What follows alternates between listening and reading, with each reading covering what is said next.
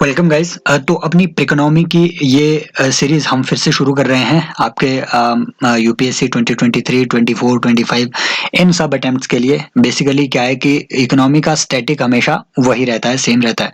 तो एक इम्पॉर्टेंट बात आपको जो जाननी चाहिए इकोनॉमी के बारे में, यूपीएससी इकोनॉमी को ट्रिकी बनाता जा रहा है हर साल। बहुत सारे स्पेसिफिक क्वेश्चन भी यूपीएससी पूछ रहा है, लेकिन मोस्ट ऑफ द क्वेश्चन जब आप देखोगे तो वो क्वेश्चंस प्रीवियस ईयर्स के ट्रेंड से उन्होंने डिराइव किए होते हैं। पिछले साल जो चीजें ऑप्शन में थी वो इस साल कहीं ना कहीं 2-3 साल बाद वो अपीयर हो जाती है क्वेश्चन में। This is why PYQs are important.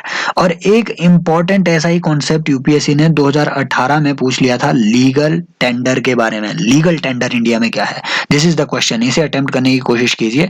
और इसमें ऑप्शन दिया हुआ है कि कोई ऐसा मनी है जिसको कि आप कोर्ट ऑफ लॉ में प्रेजेंट कर सकते हो, या फिर कोई ऐसा मनी है जिसको एक्सेप्ट करने का कंपल्शन हो लोगों को, या फिर चेक या ड्राफ्ट या बिल ऑफ एक्सचेंज को आप लीगल टेंडर कहते हो, राइट।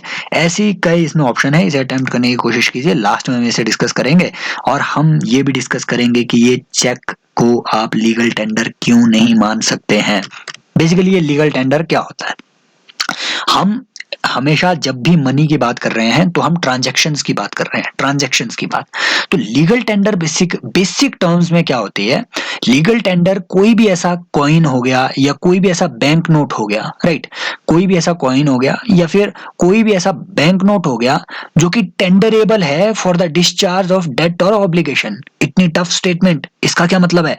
सिंपल बात, टेंडरेबल का मतलब कि जो भी आपका डेटर, राइट, जो भी आपका क्रेडिटर है वो ऑब्लाइज्ड होगा, right. He would have an obligation to accept that coin और that bank note as a medium of payment, simple terms में। अब भैया ये क्रेडिटर का मतलब क्या सिर्फ ये बैंकों में चलते होंगे लीगल टेंडर? नहीं सर। क्रेडिट कब क्रिएट होता है इकोनॉमी में, जब आपने एक सेलर से, किसी दुकानदार से, जब आपने एक बिस्कुट 10 रुपए का खरीदा, अब तक आपने उसे पे नहीं किया है, लेकिन आपने बिस्कुट खरीद लिया, अपने हाथ में उसे रखा हुआ है बिस्कुट को। अब इस वक्त तक जब तक आपने उसे पे नहीं किया हुआ है, क्या आपको नहीं लगता कि तब तक आपके पास उसका 10 रुपया डेट है, आपको उसे वापस करना है। अब भैया आप देख रहे हो कि मैं ये 10 रुपया इसे कैसे अदा करूं, राइट।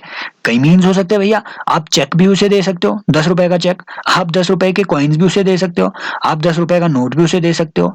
लेकिन इनमें से कौन कौन ऐसी चीजें हैं जिसको एक्सेप्ट करने के लिए ये दुकानदार बाध्य होगा, it means he must accept these things, वो होंगे आपके लीगल टेंडर, राइट। वो होंगे लीगल टेंडर। तो ऐसी कौन कौन सी चीजें हैं जिसे एक्सेप्ट करने के लिए आपका वो दुकानदार बाध्य होगा। सिंपल टर्म्स में इंडिया में कॉइन हो गए और बैंक नोट हो गए। सिर्फ ये दो चीजें हैं जो आपका लीगल टेंडर है। ना आपका चेक लीगल टेंडर में आता है, ना आपका bill of exchange legal tender में आता है, ना आपका पोस्ट ऑफिस के जो आपके पोस्टल ऑर्डर होते हैं वो भी लीगल टेंडर में नहीं आते हैं। ये राइटिंग आपको इसलिए दिक्कत कॉज करेगी क्योंकि मैं लैपटॉप के ये जो राइटिंग का टैब है, टच का टैब है, इसी को यूज कर रहा हूँ। हो सकता है इसीलिए आपको थोड़ी परेशानी हो, लेकिन काइंडली बियर विद मी। अब ये लीगल टेंडर भी भैया दो तरीके के होते हैं। सिर्फ ये नहीं पढ़ना है कि कॉइन और बैंक नोट, ये तो ऑलरेडी यूपीएससी पूछ चुका है, वो इस पे डेप्थ में पूछेगा। ये कौन कौन से दो तरीके के, एक लिमिटेड लीगल टेंडर और एक आपका अनलिमिटेड लीगल टेंडर। भैया ये क्या नया आपने टोप डाल दी। लिमिटेड लीगल टेंडर मतलब कुछ ऐसे कॉइन्स या कुछ ऐसे बैंक नोट्स जिनको आप एक लिमिट तक ही, क्या कहते हैं कि इन टेंडरेबल सेंस आप सिर्फ एक लिमिट तक ही उन्हें अपनी ट्रांजैक्शन में यूज कर सकते हो। वो क्या है, आपके कॉइन्स। कॉइन्स के रिस्पेक्ट में इंडिया में जो एक्ट, राइट, जो लीगल प्रोविजन है वो क्या है कि जो 1 रुपए से ज्यादा का आपका कॉइन है, रुक, इंडिया में जो हाईएस्ट डिनोमिनेशन है कॉइन की वो इशू की जा सकती है 1,000 रुपए तक के कॉइन्स, राइट। 1,000 रुपए तक के आप कॉइन्स इशू कर सकते हैं इंडिया में, राइट। और इंडिया में जो कॉइनेज एक्ट के तहत जो अभी लिमिट लगाई गई है coin as a legal tender पे, वो क्या है कि जो 1 रुपए से बड़े कॉइन है, जैसे 2 रुपए, 3 रुपए, 10 रुपए, इवन 1 रुपए का कॉइन, इन्हें आप up to up to 1000 rupees तक की ऐसी ट्रांजैक्शन के लिए लीगल टेंडर बना सकते हैं। इट मीन्स 1000 रुपए से ज्यादा भी अगर आपको ट्रांजैक्शन करनी है तब भी आप यूज कर सकते हैं, लेकिन दुकानदार उस ट्रांजैक्शन को एक्सेप्ट करने के लिए बाध्य नहीं होगा। बट अगर वो ट्रांजैक्शन 1000 रुपए से छोटी है तो वो बाध्य होगा, he would be bound to accept that transaction.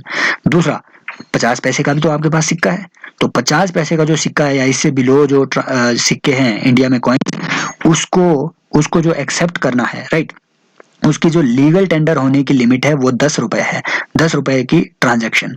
हालांकि there is a provision in Coinage Act of 1908 जो कि बाद में 2011 में अमेंड हुआ, राइट, 2011 में कॉइनेज एक्ट को अमेंड कर दिया गया।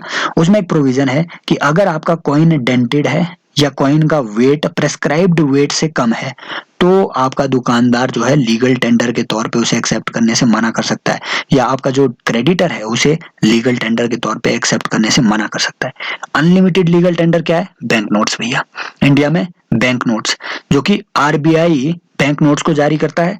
और इंडिया में जितने भी कॉइन छापे जाते हैं वो कौन छापता है? ये आपकी गवर्नमेंट ऑफ इंडिया छापती है। कॉइनेज एक्ट के तहत ये प्रोविजन दिया गया है।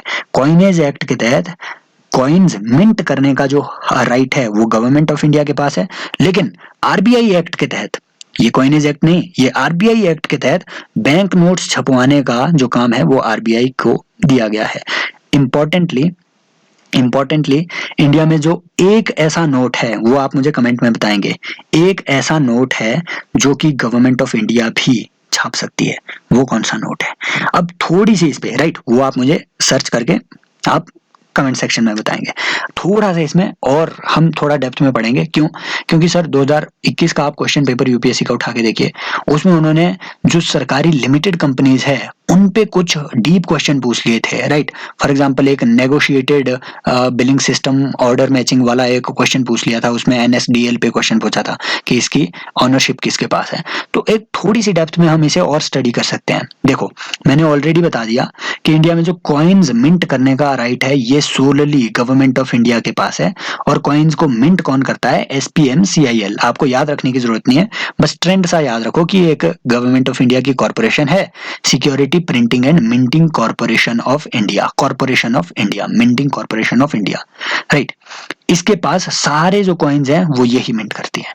लेकिन जो इंडिया में आज के दौर में जो नोट, करेंसी नोट जो छापने का काम किया जाता है वो दो एजेंसीज कर रही है। एक गवर्नमेंट ऑफ इंडिया की printing press, right, government of India के पास 2 प्रिंटिंग प्रेस है, आरबीआई के पास 2 प्रिंटिंग प्रेस है, राइट। तो वो ऐसे भी आपको ऑप्शन दे सकती है कि in India minting of the coin is solely dealt by government of India and the printing of the currency is solely dealt by RBI। तो ये दो तरीके से ये स्टेटमेंट गलत हो गई। क्यों?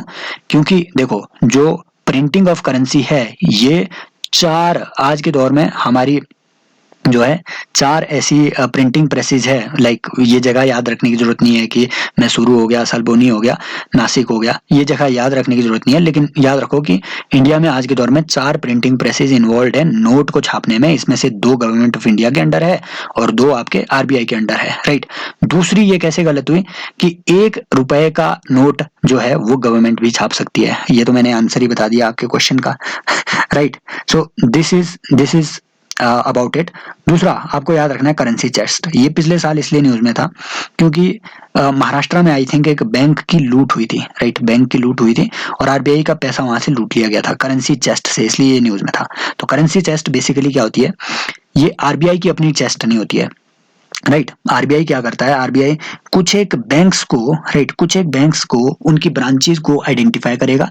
आज के दौर में ऐसी 3000 से ज्यादा ब्रांचेस आरबीआई ने आइडेंटिफाई कर रखी हुई है। इन ब्रांचेस में आरबीआई अपने चेस्ट इस्टेब्लिश करेगा, राइट। वो बैंकों में होगा, बैंकों की ब्रांचेस की रिस्पॉन्सिबिलिटी में आरबीआई अपने नोट वहां रखेगा। तो ये जो पैसा होगा ना करेंसी चेस्ट में, ये बैंक की ब्रांचेस में रखा जाएगा, लेकिन ये आरबीआई का पैसा है भाई, ये आरबीआई का पैसा है, ये बैंक का पैसा नहीं है। और ये वहां क्यों रखा गया है? ताकि वो जो बाकी की लोकल ब्रांचेज हैं वहां पे बैंकों की, उनको रीडिस्ट्रीब्यूट किया जा सके वो पैसा, राइट। करेंसी चेस्ट से निकाल के जिस भी बैंक को जरूरत पड़ेगी वो वहां से करेंसी चेस्ट से पैसा ले लेगा। ये आरबीआई का मैकेनिज्म है, करेंसी चेस्ट का मैकेनिज्म। तो ये डायरेक्टली आपके प्री में स्पेशली सीडीएस जैसी चीज़ों में ये अपीयर हो सकता है। तो लीगल टेंडर का आपको पता चल गया, तो इसका आंसर अब तक आपको पता चल गया होगा कि B is the right answer. Cheque, draft bill और बिल ऑफ एक्सचेंज वगैरह क्यों लीगल टेंडर नहीं है? क्योंकि सर इनकी अपनी इंट्रिंसिक वैल्यू नहीं है। सिंपल टर्म, चेक आप किसी को पकड़ा दो, खाली चेक पकड़ा दो, उसकी अपनी कोई वैल्यू है? नो। जब तक आपके बैंक अकाउंट में पैसा नहीं है, चेक की अपनी कोई वैल्यू नहीं है।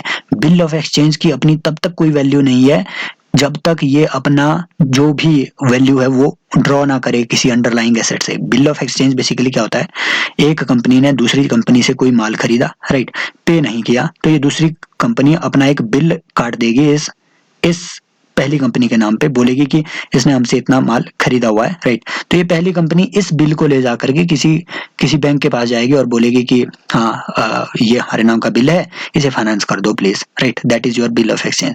पर इस बिल ऑफ एक्सचेंज का अपनी कोई वैल्यू नहीं है, अंडरलाइंग एसेट से ये वैल्यू ले रहे हैं, इसीलिए it is not a legal tender, it can not be enforced in India. तो यूपीएससी अलग तरीके से भी पूछ सकता है कि which of the following currencies are enforceable for transactions in India, right.